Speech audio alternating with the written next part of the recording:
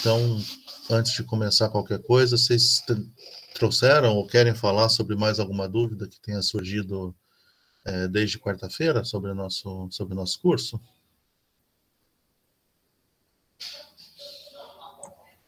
Professor, eu Pode falar. estava vendo pelo livro, comecei a dar uma olhada no livro, eu vi que eu ainda estou com uma dúvida na parte de pressão de vapor. Acho que eu não entendi muito bem ainda como que é a pressão de vapor, o que ela significa. Uhum. Tá.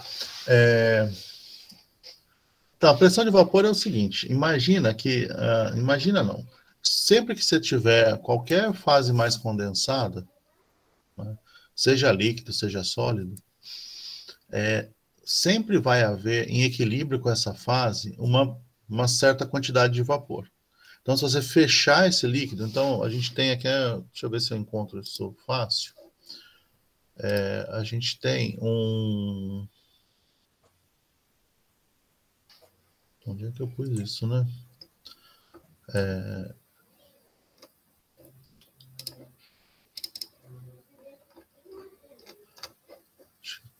Era uma aula antiga que eu estava usando, eu só preciso de uma figura. A gente tem uma situação qualquer. Então, se você fechar um líquido, eu queria muito colocar isso aqui para vocês. Cadê?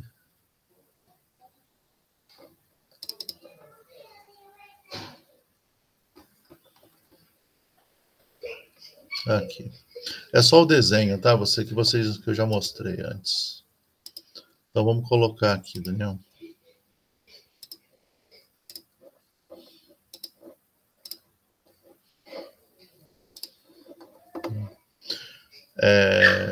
Eu não vou me preocupar em colocar em modo de apresentação nem nada, mas tá aqui. Então imagina que você fecha aqui num recipiente isolado, né? Um sólido ou um líquido. E aí você evacua. Né? Você pode fazer um vácuo aqui. E depois de um tempo, se você esperar atingir o equilíbrio, né? Isso pode ser rápido para algumas substâncias, pode demorar um pouco mais para outras. Se você medir a pressão que está aqui dentro, essa pressão é maior do que a pressão, do que o vácuo, né? Existe uma pressão ali de alguns milímetros de mercúrio. Essa pressão é natural, é uma propriedade do seu material. Sempre que você tem uma dessas fases líquida ou sólida, você vai ter em equilíbrio uma certa quantidade de vapor. Isso tem relação com a energia da superfície, né? Então você sempre tem moléculas na superfície desses materiais que são um pouco mais, tem uma energia um pouco mais alta do que a região interna, e essas moléculas elas podem passar para a fase de vapor, e isso tem um retorno, né? Quando você está na condição de equilíbrio, então você tem uma situação de potencial químico igual, né? Se você uma situação de equilíbrio real aqui, você vai estar você vai ter uma pressão que não varia com o tempo se o seu recipiente estiver fechado, né? E isso é uma propriedade do seu material para aquela temperatura que você estiver usando. E pressão também, né? Então a pressão externa também importa se o seu recipiente pudesse ser afetado pela pressão. Então você colocou aqui esse líquido, ele vai parcialmente passar para a fase de vapor, mas não é entrar em ebulição. Uma pequena parte desse material, naturalmente, vai passar para a fase de vapor. Né? E isso aqui vai variar fortemente com a pressão que você aplicar nesse material e com a temperatura, mais fortemente ainda. Tá? Essa que é a definição, né? Qual que é a consequência disso? Você entendeu um pouco melhor a definição ou tá igual? Deu para entender um pouquinho melhor. Mas, por exemplo, a pressão de vapor, ela seria então, tipo, a pressão que cria aquelas curvas de coexistência no gráfico de mudança de fase ou não?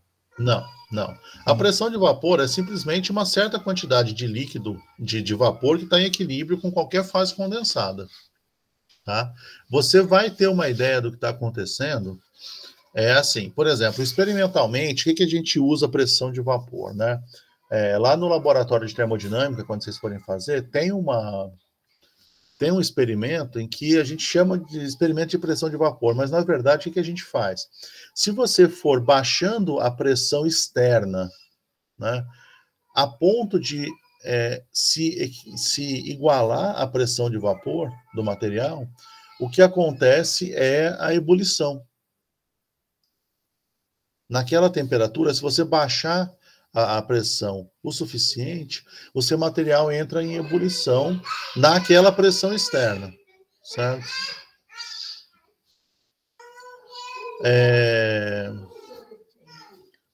Naquela pressão.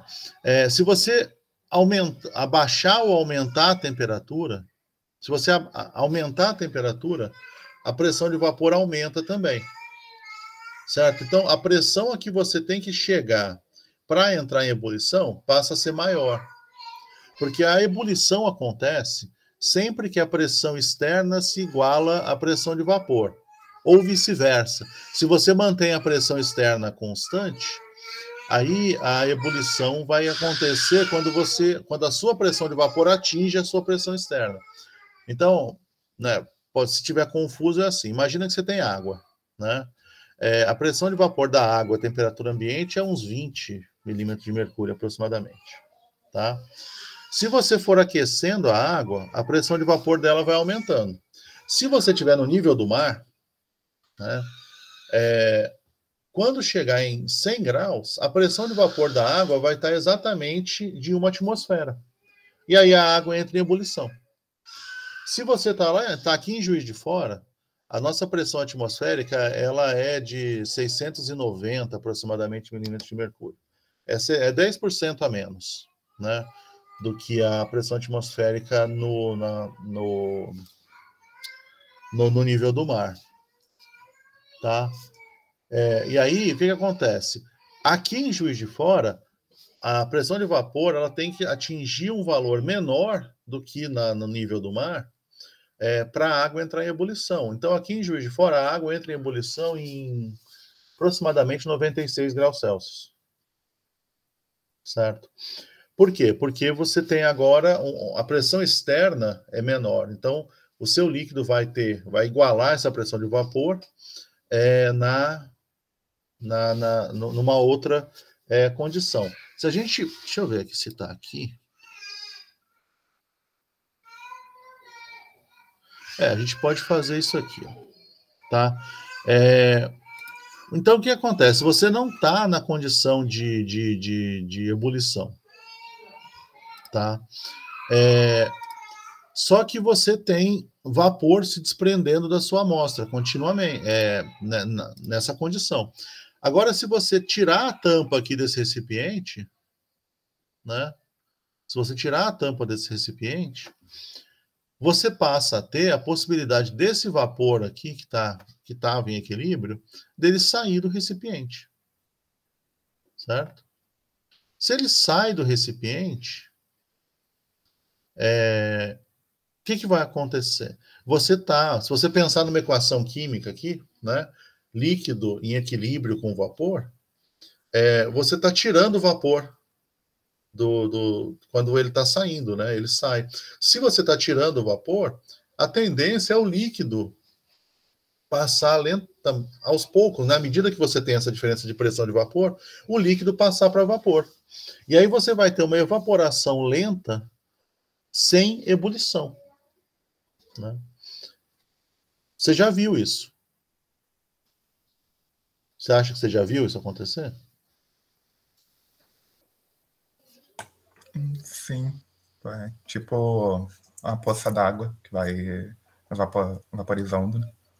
Isso, só que ela não evapora a água não entra em ebulição, né? Você tem essa remoção lenta do vapor que vai causando continuamente, né? Vai causando uma perda do líquido, para que o líquido sempre tenta compensar essa perda, né? Então, a pressão de vapor é isso, você tem esse equilíbrio e você vai fazer com que, se você está num ambiente ventilado, num ambiente em que você tem, né, troca de ar, você vai fazer com que o líquido ou o sólido lentamente se transforme em vapor e né, passe para essa fase. Muitas substâncias têm pressão de vapor praticamente nula. Né? A maioria dos sólidos tem a pressão de vapor muito baixa, mas nem todos, né? Todo mundo já viu ou tem em casa ou teve em casa naftalina, né? Naftalina é naftaleno comercial, né? Naftaleno é uma substância orgânica, né? Vocês já fizeram orgânica, né? São dois anéis aromáticos fundidos, que é altamente volátil. O que é ser altamente volátil? É ter uma pressão de vapor alta. Por isso que tem um cheiro forte naftalina, né? Porque você tem uma boa parte, uma parte apreciável do sólido passando para vapor, né? Bom, qualquer substância aromática, tudo que tem cheiro forte, quer dizer que aquele material tem uma pressão de vapor muito alta. Né? Se você pega um solvente com baixo ponto de ebulição, por exemplo, de clorometano ou metanol, né, que é a ebulição é em torno de 67, 70 graus Celsius, o cheiro é muito forte. Né? A água, a gente não sente cheiro, porque se a gente sentir cheiro de água, a gente estava perdido, né? Então, nosso corpo não reage à presença de água, né? Não associa um cheiro à água. Mas a água também tem uma pressão de vapor apreciável na temperatura e pressão ambiente. Né? Quer ver? Deixa eu mostrar. Isso é uma coisa que estava na última coisa que eu falei com vocês. A gente deu uma olhadinha. O Rômulo vai falar disso com muito mais detalhes, né? Mas a gente deu uma olhadinha aqui no diagrama de fases da água. Então eu vou... Deixa eu aumentar isso aqui porque me interessa, né? Eu quero só essa região aqui. Vou deixar aqui a temperatura aparecendo.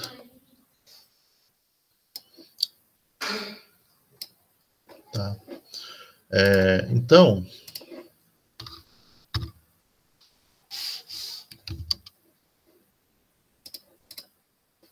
Não, tá água. Se a gente está aqui, o que eu estou te falando é o seguinte, né? Então, imagina que na temperatura de 300 Kelvin, está aqui, né? Então, seria 27 graus Celsius aproximadamente. Eu posso saber qual é a pressão de vapor da água. Né? Se eu olhar aqui a 300 Kelvin, o mouse está sumindo aqui, ó. E eu for subindo aqui, eu vou atingir o diagrama de fases. E aí sim, agora tem uma relação com o diagrama de fases. A partir dele, você descobre uma coisa. A 300 Kelvin, se eu olhar aqui a pressão, eu consigo ler a pressão de vapor da água. Tá? Isso só quer dizer o seguinte, que para que eu tenha o equilíbrio sólido, líquido-vapor aqui, eu tenho que baixar a pressão nessa temperatura até esse valor. Aí agora tem eu acho que a relação que você estava pensando talvez seja essa, né? Então aqui no diagrama de fase da água, se eu tiver 300 Kelvin, se eu baixar a pressão até, vamos chutar mais ou menos aqui está 10 ao cubo Pascal, que é 1/100º de atmosfera, né? Então a escala é logarítmica. Como é que eu vou fazer isso aqui? Então deve ser da ordem de 5 vezes 10 a menos 3, mais ou menos, talvez um pouco mais, 7 vezes 10 a menos 3, Pascal, atmosfera. Né? Então, se eu chegar aqui... Nossa. É isso que eu tenho, certo? Então, se eu chegar aqui em 7 vezes 10 a menos... não, 0,07 atmosfera, né? 7 vezes 10 a menos 2. Se eu chegar nesse valor, que é... Quanto que vai dar isso? 100, aproximadamente 100 milímetros de mercúrio, aí eu tenho a a ebulição da água nessa temperatura, né? Se eu tiver na temperatura, na pressão atmosférica, e aí o 10 a menos 5, né? 10 a quinta Pascal deve estar... Isso aqui é 10 a sexta, 10 a quinta, a quarta, né? 10 a quinta deve estar mais ou menos aqui, né? Se eu tiver, então, aqui com mouse, se eu tiver aqui, se aqui aproximadamente for 10 a quinta, né? Pascal, eu vou conferir qual que é a temperatura em que eu tenho equilíbrio líquido-vapor, né? Então, vai dar lá, se tudo estiver certo, 370 Kelvin, certo? E aí, quer dizer que na pressão de aproximadamente 1 atmosfera, eu tenho que atingir essa temperatura para ter o equilíbrio líquido-vapor. Eu não sei se eu esclareci ou se eu piorei agora a situação. Você me fala. Deu para entender melhor. Deu para ver um pouco no que eu estava confundindo, que eu estava pensando principalmente que a pressão de vapor ela era referente à pressão externa. Eu estava pensando muito que ela ia ser tipo quando a pressão externa iria atingir o valor que poderia ocorrer a ebulição. Eu acho que era isso que eu estava confundindo principalmente, que eu estava pensando em relação à pressão externa, não como uma propriedade do material. Entendi. Eu acho, bom, deu uma esclarecida, né, nesse ponto. Tá. Porque o que acontece muitas vezes, obrigado por perguntar, né, que esse conceito, a gente vai usar ele mais ainda, ele vai ser muito importante em mistura. Porque quando a gente está falando de misturas, o equilíbrio líquido-vapor é um pouco mais complicado. A gente vai passar a ver isso a partir de sexta-feira da semana que vem, né? A gente não vai ver diagrama de fase de mistura nesse semestre, porque isso é um conteúdo que é coberto em equilíbrio cinética, né? Que é a disciplina daqui a 2 semestres que vocês têm de físico-química. Porque aí em mistura, a diferença de pressões de vapor relativas afeta o equilíbrio líquido-vapor da mistura, né? Então isso vai ser bastante relevante. Então esse conceito é bom a gente ter ele bem claro mesmo, tá? Obrigado pela pergunta. Tá, melhorou? Você quer perguntar mais alguma coisa nesse sentido? Não, deu para entender bem. Obrigado, ficou bem mais claro. Tá. O que eu queria falar um pouquinho com vocês agora... Ô, Gustavo, antes de você começar, posso eu comentar da expressão de vapor rapidinho? Claro. Ô, Daniel, na última parte você falou que você estava pensando a pressão de vapor com a pressão externa, e esse é outro recurso que a gente tem para ebulir um líquido sem aumentar a temperatura dele. Então, às vezes você pode diminuir a pressão desse líquido, vamos imaginar que é um solvente, para evaporar esse solvente e deixar o que está solúvel nele, é o que a gente faz quando está no rotaevaporador, né? Então, às vezes você nem precisa aumentar a temperatura, mas só a pressão. Você consegue coletar esse solvente, vamos dizer, em vez de aumentar a temperatura, até a pressão de vapor igualar a pressão ambiente, a pressão externa, você mantém a temperatura e diminui a pressão externa até chegar perto da temperatura de vapor, da pressão de vapor dele. Né? É uma alternativa que você faz sem precisar de aumentar a temperatura de uma coisa que pode, quem sabe ela pode se decompor se aumentar muito a temperatura lá. O que é chamado de destilação a pressão reduzida, né? Eu não sei se vocês chegaram a fazer isso lá no Lab de Orgânica 1. Vocês fizeram o laboratório de Orgânica 1? Foi antes da pandemia? Não, ainda não, né? Mas isso é uma das... segundo período. Tá certo. Essa eu acho que é uma das práticas que tem nesse lab, né? Que é justamente o que o Rômulo falou. Você baixa a pressão e aí você faz com que a pressão atinja, né, a pressão de vapor do líquido e aí ele vai evaporar. A gente usa a destilação para purificar coisas, né? Mas aí vocês vão discutir isso com mais profundidade, tanto na orgânica, né, no lab de orgânica, quanto na próxima fisicoquímica, né, na equilíbrio cinético. Mas que pena que vocês não fizeram orgânica 1 ainda, enfim. Lab de orgânica 1 ainda.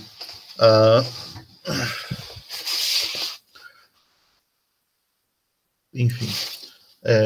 A ideia toda tem o que o Rômulo falou, tem essa aplicação, né, direta, que é bem legal.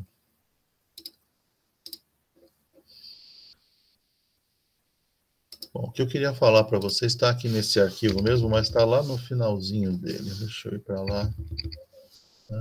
Hoje eu queria ficar só nisso aqui. Uma coisa que a gente não viu ainda e que é falado com mais detalhes lá nas misturas, né? A gente vai voltar a isso aqui, é a chamada regra das fases. O que quer dizer regra das fases, né? Regra da fase quer dizer quais são os graus de liberdade num diagrama de fase, né? O que isso quer dizer? Né? Quer dizer que é uma definição que nos permite saber qual o tipo de condição que nós temos no diagrama de fase. Né? Então, por exemplo, a regra tem a dedução está no Atkins, tá? Ela não tem nada de misterioso. Esse +2 aqui, né? Então, seria um grau de liberdade, quer dizer, se eu tenho um diagrama, eu posso me movimentar em X e Y sem que eu sofra, né, tenha uma transição ou saia da condição em que eu estou, ou seja, se eu estou na fase sólida, eu posso me mexer em qualquer direção e me manter na fase sólida, mesmo que seja em pequena proporção, ou não.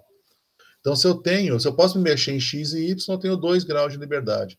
Se para eu me mexer em X, eu tenho que me mexer junto em Y, eu tenho 1 grau de liberdade.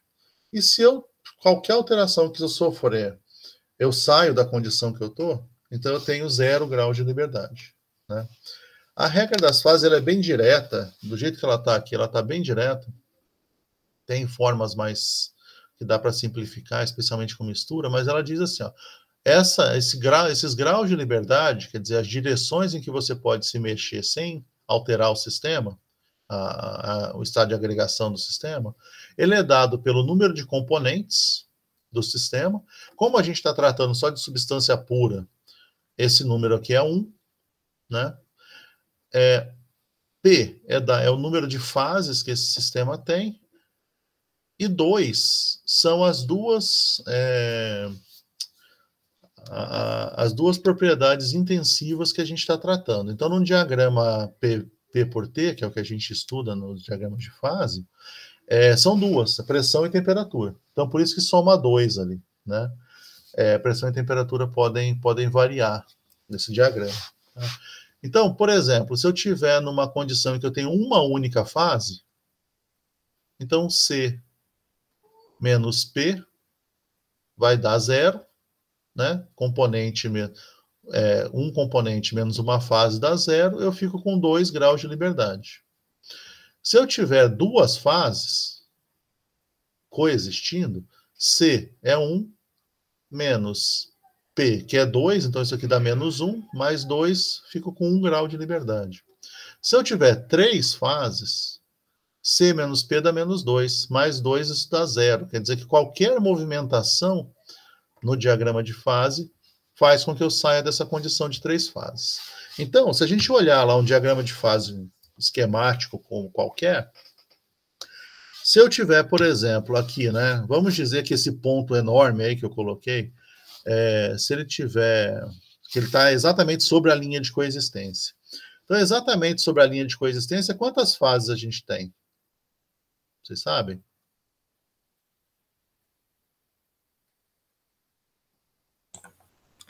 Duas. 2 fases. Então, aqui, se eu for escrever nesse diagrama nessa equaçãozinha aqui da regra das fases, são 2 fases. Então, eu vou ficar com 1 menos 2 mais 2. Isso aqui vai dar mais 1, né? Então, eu tenho 1 grau de liberdade. O que isso quer dizer? Isso quer dizer que, para eu continuar nessa condição de 2 fases, se eu alterar a pressão, por exemplo, se eu subir a pressão, eu tenho que alterar a temperatura junto. Então, tem que subir a temperatura também, certo? Então, eu só tenho 1 grau de liberdade. Eu não posso me mexer em qualquer direção. Eu só posso me mexer em direções em que eu me mantenha sobre essa linha. Tudo bem? Se eu tiver agora nesse ponto verde, né? No ponto verde, eu tenho quantas fases? Uma só, certo? Só o sólido, né? Se eu tenho só o sólido, eu tenho uma única fase, então eu tenho C menos P, isso aqui vai dar 0, o meu número de graus de liberdade vai ser 2. Então, o que isso quer dizer? Quer dizer que se eu me movimentar, se eu aumentar um pouco a pressão aqui, eu vou continuar no estado sólido.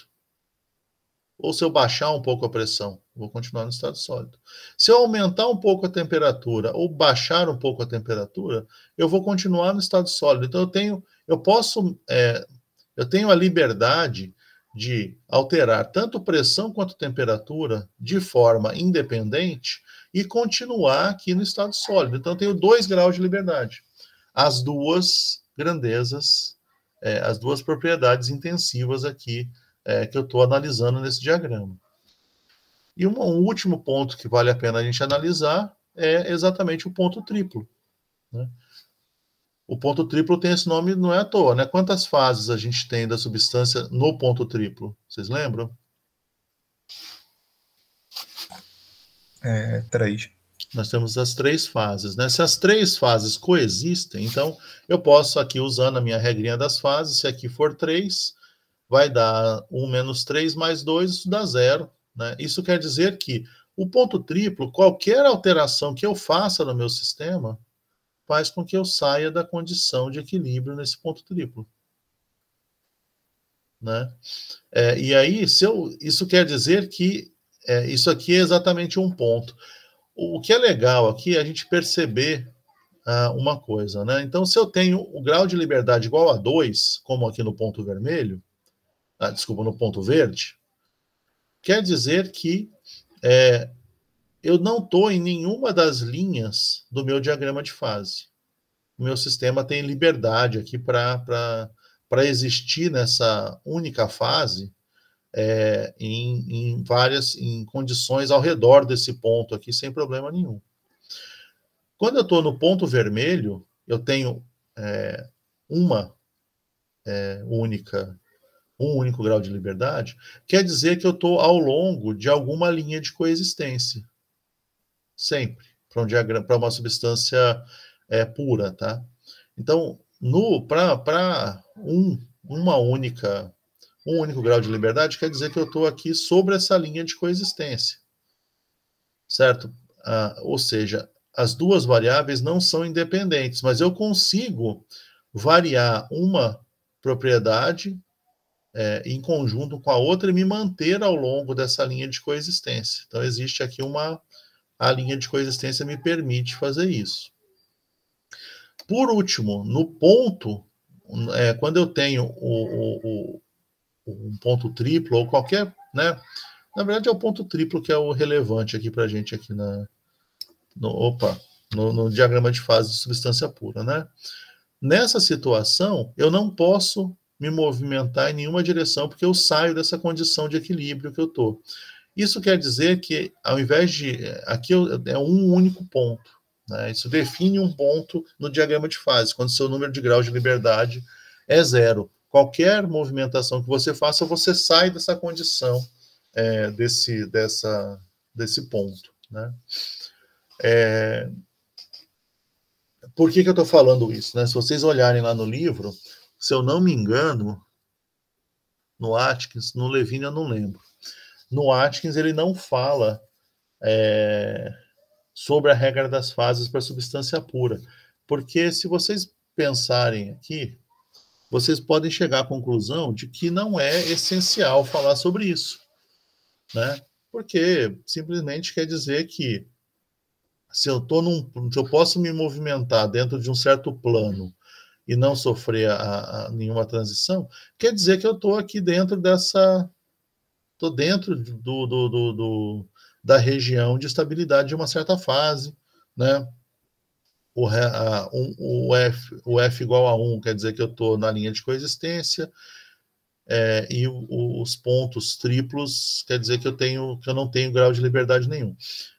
Acaba ficando um pouco uma relação simples, né? Meio óbvia. Mas quando a gente vai para a mistura, para algumas misturas um pouco mais complicadas, a gente tem que analisar com cuidado essas linhas, porque aí o nosso número de componentes muda bastante, né? Pode ser 2, pode ser 3, pode ser né, coisas que vão causar uma complicação grande, e aí a gente vai precisar tomar cuidado na análise que a gente faz, tá? De qualquer jeito, é interessante vocês terem esse conceito. Então, se vocês procurarem a demonstração, vocês vão perceber que a existência essa equação que eu estou dando, que ela está jogada aqui para vocês, existe uma demonstração, essa demonstração nem é muito... nem tem muita matemática, ela é basicamente conceitual, você só tem que se lembrar de onde, né, das igualdades de potencial químico nas diferentes condições, tá bom? Deixa eu ver. Eu acho que era mais ou menos isso que eu tinha para falar sobre esse assunto, tá? Vou sair daqui.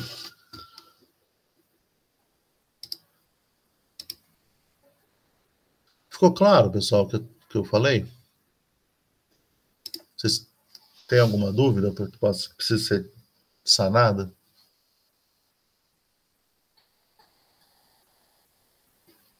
Ficou claro, sim. Obrigado, Isadora. Obrigado, Daniel. Então, qual que é a ideia aqui, né? Por que eu estou falando disso? Porque se vocês conseguirem se familiarizar com esse conceito agora com substância pura, a relação que vocês vão ter com ele quando o professor for falar de misturas para vocês, vai ser mais tranquila, né?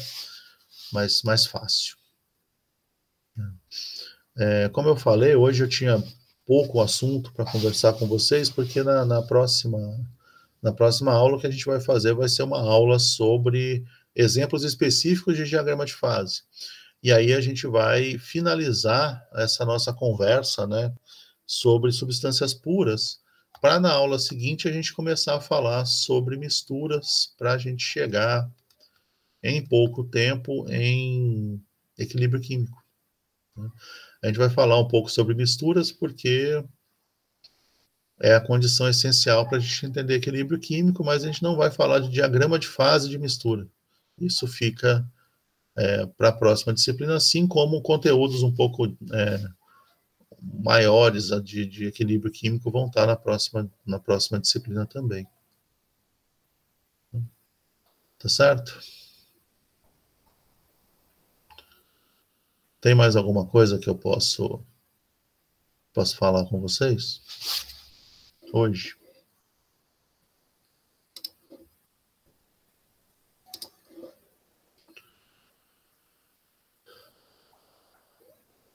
Daniel, se a ideia da pressão de vapor não tiver ficado clara, entra em contato comigo de novo ou pergunta quando você precisar, sempre que precisar, tá? Na próxima aula, se você tiver elaborado mais, quiser perguntar qualquer coisa, fica à vontade, tá bom? Você também, Isadora, e todo mundo que logar. Ultimamente, eu só estou sendo prestigiado por vocês dois, né? Mas quem mais também quiser vir participar da aula e tirar dúvidas, também vai ser sempre bem-vindo, tá bom?